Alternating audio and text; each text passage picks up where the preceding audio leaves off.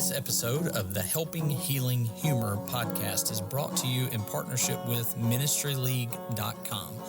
We would love for more people to discover this show, so please rate and review us on iTunes or your podcast provider. Feel free to share on your social media and subscribe at benandtravis.com for the free ebook, 28 Days of Focused Living. Welcome into the Helping Healing Humor podcast with Ben and Travis. Also, Will Myhan is with us. As always, I am super jazzercised. When's the last time you heard that? To be with my homies, the OG Ben Hayes. We've been running together for a long time. Will Myhan, who suffered through being in a cabin with Ben and Travis as his counselor, and he still wants to hang out with us, and vice versa. I'm just going to be honest. So we're here, and we want to talk a little bit about hopefully praying that as we approach summer, we're going to be coming out of what I like to call the COVID haze, pun completely intended.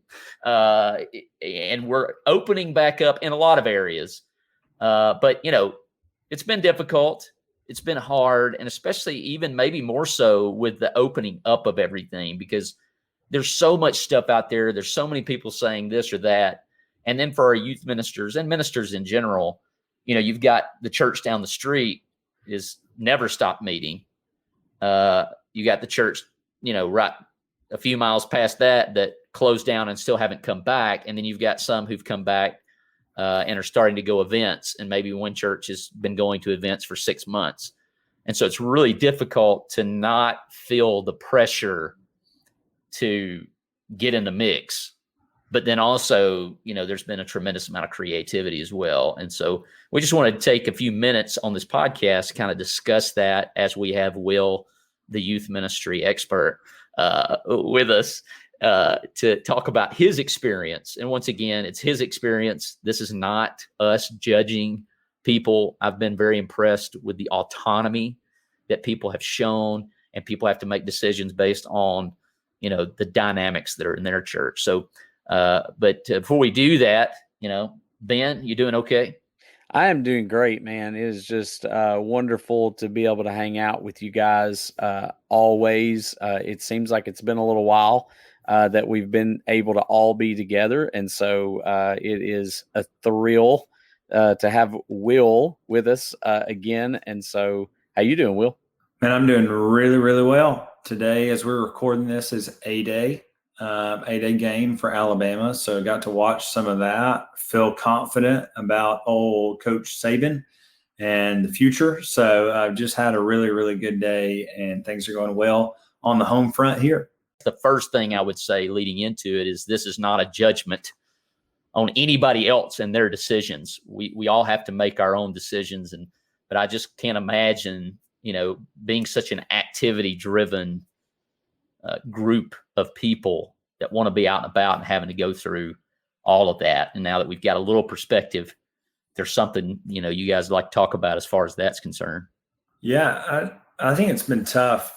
And I know, of course, in my house, it's like minister and teacher, which we've involved in people's lives, trying to be hands-on, help where we can, to go remotely to, hey, just help people through a phone screen or help people through a Zoom call. And it's like, some people don't even want to get on a Zoom call. So, how do you check in, different things like that? And so, I think it's been extremely tough. And I would never look at my life and go, well, I've had it worse than somebody else, by any means. But I think as a whole, it feels good to be able to go and spend time with people.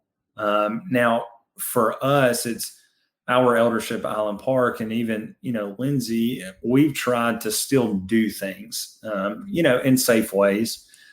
We held Bible studies at our house, in the garage and in the front yard, and, tried to spread out as much as we could, because there were times where Lindsay would go, it's just killing you, isn't it? Like, yes, the Enneagram 7 in me is just going nuts, to just go ride a bike with somebody. It was amazing how many kids in our youth group bought bikes, when they could find one.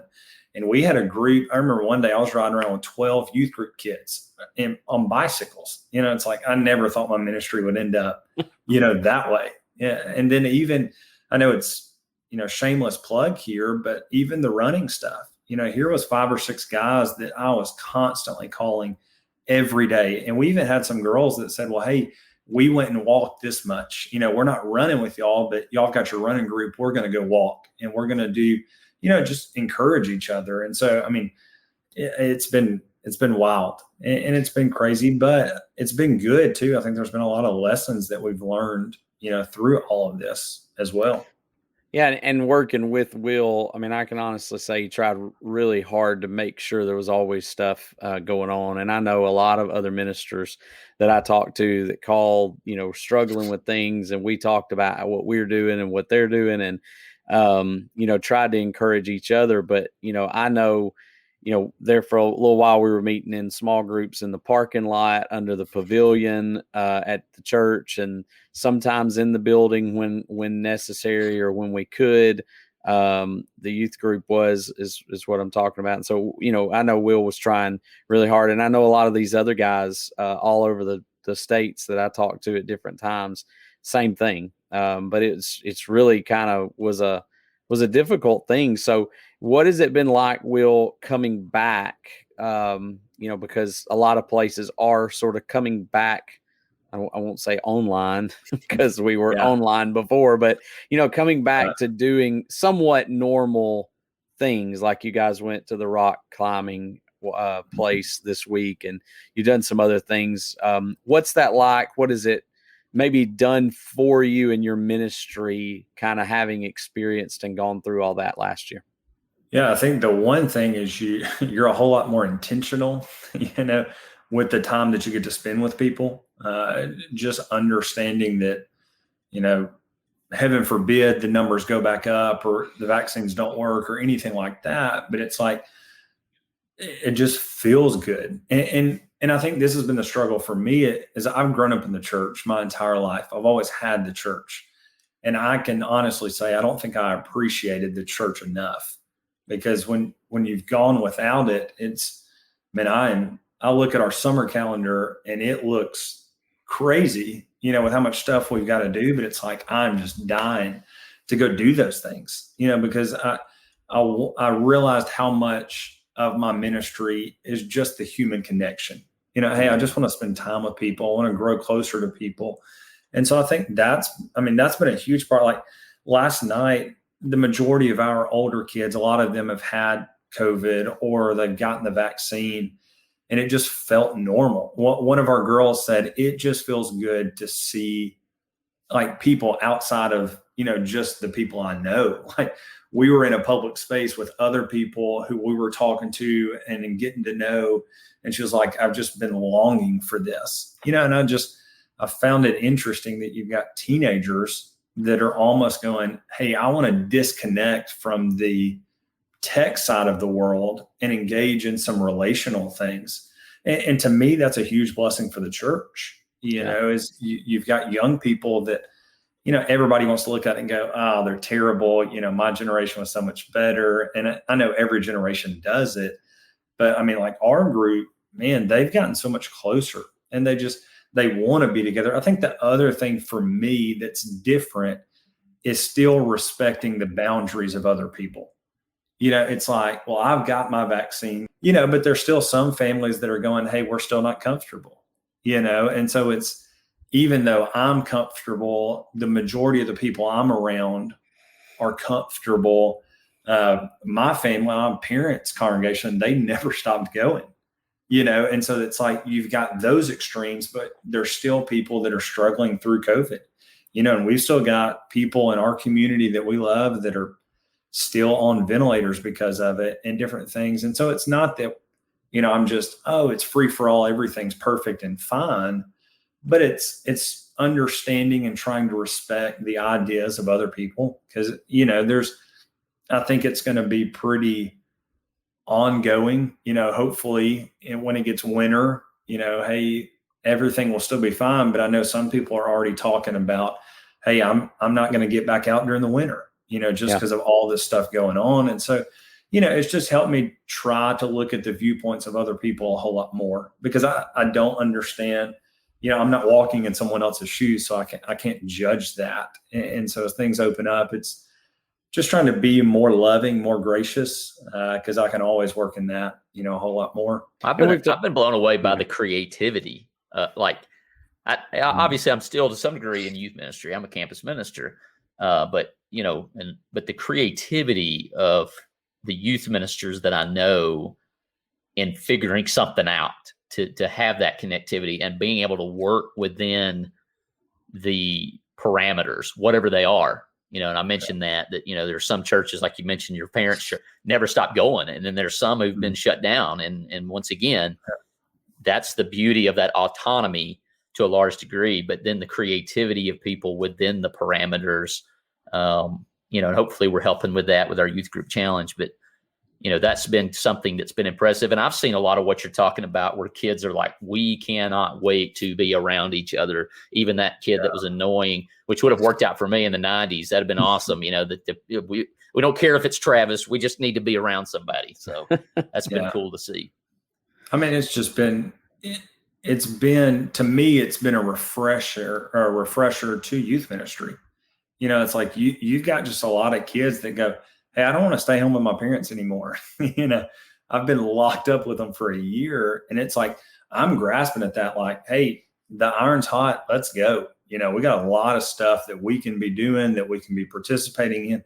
And if you want out of the house, come on, because we're going to do what we can to meet your needs. And to me, it's hopefully the church as a whole, whether it's youth ministry, preachers, whatever, hopefully we're all taking advantage of that. Because I think a lot of people are just sick of being indoors, and wanting to get out.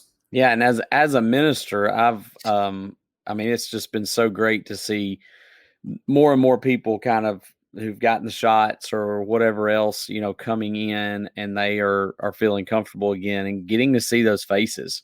And literally getting to see people's faces is a big deal.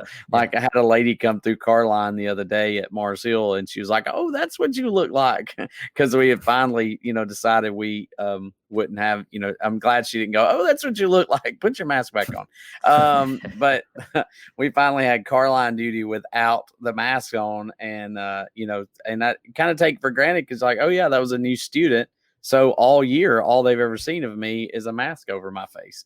So literally didn't know what I looked like. And, so it's just been great to see people's smiles, to just see people who we haven't seen other than on a camera, maybe a time or two, or through their front door, or, at a distance in some way. And so I think that's just been encouraging, and really encouraging to see how much the kids just want to be together. And I love that. And I think the adults too. That's not just a kid thing. We've been hosting Wednesday night at our house, Bible study and fellowship meal. And this past week we had an older couple that came, and they've not been able to come to church, mainly because the wife works at a nursing home. And so they've been limiting how much she could go. And I saw them pull up in the driveway, man. And it was like, I'm holding back tears. It's like, oh man, I hadn't seen them in forever. It's so awesome. And she'd been messaging me like, how can I get your sermons from Sunday morning? And, I am not be able to be there. Can I get them? And so to see them, that was just, that was an awesome thing to experience. It was just kind of that overwhelming type deal. But, like I said, I mentioned the creativity, and to me, like, this is probably not a great illustration, but I've got my little Batman here with me, and he's got his little utility belt, and that's kind of like, to me, that's like the Holy Spirit. The Holy Spirit is like the utility belt, and so you see all this inspiration, if I can use that term, probably pretty loosely there, lowercase I, inspiration, in these youth ministers and elders, in creativity of getting the message out there and being able to connect. There's tons of podcasts out there. We were doing podcasts, but I think the COVID break kind of helped us go, okay, let's amp it up. Let's be more serious about it, and let's do it to the best that we can, because we knew there were a lot of people out there hurting and needed some level of connection. And so we hope that that's it. We do a lot of other things, the 5Ks, the goofy little giveaways, the emails and stuff like that. But, we do all that to help people with St. Jude or whatever they're going through. And so, if you're out there and you're wondering, how could I help someone, maybe pass along this episode or another episode of the podcast, or pass along our website. There are little fun things that we do, but we also, number one, first and foremost, don't want to do any harm, but then we also want to help, heal, and have some humor too. I would love to see people's comments about kind of how they did during this. Not, again, this is about everybody has that autonomy, can do things as a church the way that they felt like was necessary. But what were some creative things that you did? What are some things you're looking forward to about this summer? I know I'm already looking forward to a full week, I hope, of Maywood, a regular full week of Maywood, I hope, fingers crossed. But, like what are the things that you miss the most? What are the things that you're most excited about? In the comments of the YouTube or comments on Facebook, share those with us, because I'd be interested to see them. Yeah, and we want to steal your ideas. Exactly. Yes. That's even more so. You're talking about creativity. We bought Amy a trampoline for outside so that she can kind of grow into that. And so I got to thinking, well, this is perfect youth group activity. So I called 2 or 3 of the youth group members over to help me put it together. And by the end of the night, we had 20 kids playing spike ball in the street in front of the house. And it was just like, it was amazing to me, the outreach opportunity that the church has right now, to take advantage of. There are so many churches that are still shut down. There are so many families that are still hurting to go, man, we have a huge opportunity not to miss right now, for outreach and to pull people in and go, look, we love you and we want to meet your needs. And so I hope, and that's not just a minister thing. That's a Christian thing. I want to help the person beside me. And so I hope we don't miss that opportunity that's right there in front of us. Titus 3:14, our people must engage in good deeds to meet pressing needs so that they will not be unfruitful. It's a big deal. It was crazy. We put the trampoline together. Several of us were jumping on that. We kind of probably took over Amy's trampoline. But then by the end of the night, it's like our students are going, hey, there's a bunch of people down here. Come on to this guy's house. They didn't know who Lindsay and I were, but then you get to start making relationships because people just want to be together. And It's just really cool. I want you to be proactive. And I want you to write your leadership. Tell them what the best thing they've done. What's the best thing? What's something that's impressed you? How have you, been encouraged by them? And let them know, because I know for a fact they hear all the negative, right? And sometimes that's a fault of a minister. We hear the negative and really don't ever allow ourselves to see the positive. But kind of force them to do that. Send them a letter, write them a note, send them an email, and go, hey, I know you've been stressed. I know there's a lot of things going on, but here's 1, 2, 3 concrete things that I've seen that have really encouraged me during this. And I know they'll appreciate it. So I'm certainly thankful for everyone using their utility belt. So for every bit of pressure and stress that you have been under, just from being in ministers, elders, ministers meetings, they have been under just as much or more. It's been a tough thing for our elders and leadership in churches to really, try to just get through this journey, to figure it out. And it was something that they hadn't done before. So just showing grace and love and encouragement to them right now, I know would be huge as we hopefully begin to emerge out of our deep, dark cave of COVID and be able to, get some normalcy back. So as we wrap up our time together, I'm going to just throw out some question that you guys are completely unprepared for. So you ready for this? Just for funsies. So, I don't know what y'all's favorite season is. I'm going to say that mine is the fall, football coach, whatever. But what is your favorite aspect of spring? It could be a sporting event. It could be a I don't know. It could be a smell. It could be a food. It could be anything. What would be your favorite thing, aspect, I guess, thing? Probably it's kind of a redneck way of saying it, but what's your favorite aspect of spring? Will? I would probably say, and I'm terrible at this and will never be any good, but I enjoy spring rolling around and getting back on the golf course. Because I hate to play golf in the summer because it's so hot. And I don't play a lot of golf in the fall because of football season and different things like that. So spring kind of allows me that time. And I really enjoy the Masters, just watching that. And I know once I can get out and play a little bit of golf, that usually means the tide's kind of turning and you have 8-day games. All that's kicking off like today. Shout out Bryce Young for a great game. So, I kind of like getting out on the golf course and just kind of enjoying the freshness of kind of a new year to me. Dan? I like shooting fish.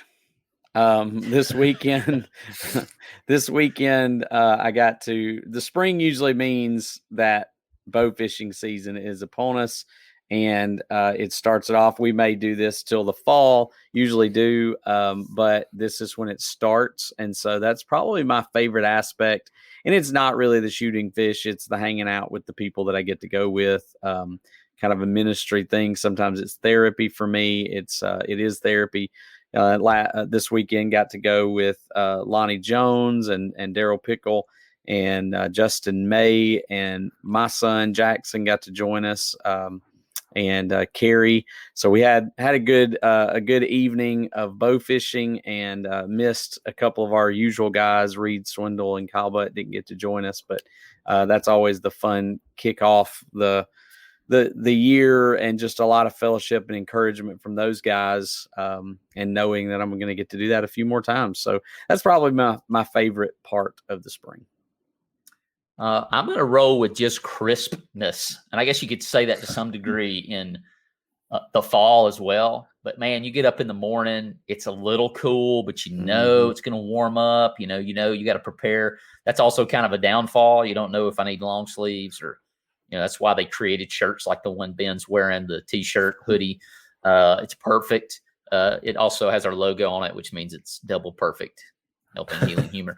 But I like that crispness. You get that coffee. Yeah, I like it too. Man, it's going to be a great day. And, it's just phenomenal stuff. But you want to talk about crispness, get on a boat. This past weekend, man, it was not crisp. It felt like a hunting day in the middle of the winter when you're riding on those waves at about 3:00 in the morning with the wind blowing in your face. It was very crisp. I could have used a hot cup of coffee. Crisp doesn't do anything for me because I guess you got to get up before 9 to make that happen. That's true. Some people are living the dream, and the rest of us are just living in their world. And Will is living the dream, and we're just in his world, man. That's right. In his world. Well, guys, I appreciate your time and appreciate always getting to hang out with you. That is one thing I can say about COVID is we have got to hang out on the interwebs a lot more, and that's certainly been a positive for me, at least. Everybody out there may be like, ugh. But hopefully you've subscribed. Turn it off. You're in our group. You've signed up at benandtravis.com, and you just can't get enough of us. And if you can't get enough of us, there's stickers and T-shirts. There's T-shirts with our faces. Well, it's got my face on it. That's good. I'm glad it doesn't have mine. Attractiveness. But anyways, guys, I appreciate it. You're awesome, and we'll talk at you next time.